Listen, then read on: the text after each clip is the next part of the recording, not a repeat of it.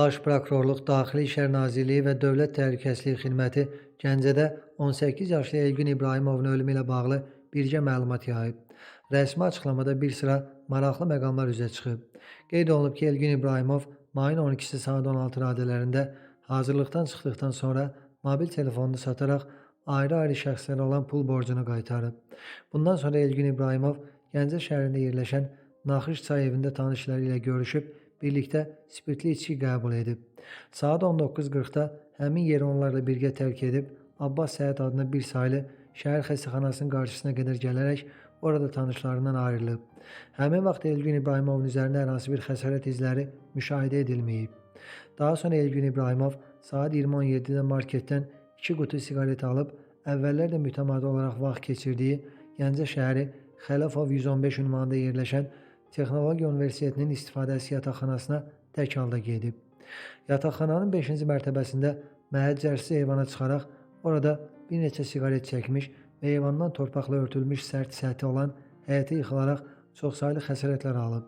Saat 22:52-də ərazidə olan gözətçi tərəfindən yerdə yaralı vəziyyətdə aşkar edilərək təcili tibbi yardım avtomaşını vasitəsilə xəstəxanaya təxliyə edilib. Mayın 13-də almış olduğu ağır xəsarətlərdən xəstəxanada həyatını itirib. Sözü gedən qurumlar tərəfindən cinayət işi üzrə bütün fərziyyələr, o cümlədən mərhumun intihar etməsi, ehtiyatsızlıqdan yıxılması və ya ona ağır bədən xəsarəti yetirilməsi nəticəsində ölümünün baş verməsi kimi hallar yoxlanılıb.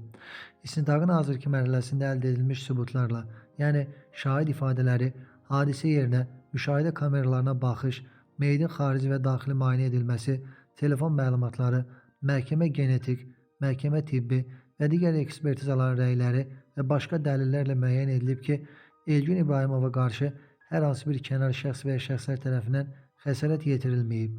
Ona qarşı heç bir zorakı hərəkətlərə yol verilməyib, o hündürlükdən yıxılaraq nəticədə aldığı çoxsaylı xəsarətlərdən ölüb.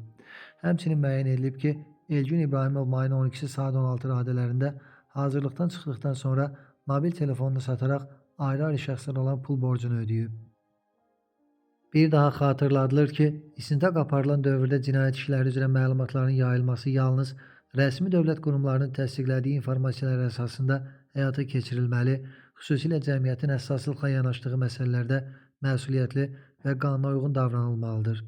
Mediadan, sosial şəbəkə istifadəçilərindən və ictimai fəallardan bu məsələdə yüksək həssaslıq göstərmələri, istintaqın gedişinə mane ola biləcək və cəmiyyətdə çaşqınlıq yarada biləcək informasiyaları yaymamaları xahiş olunur.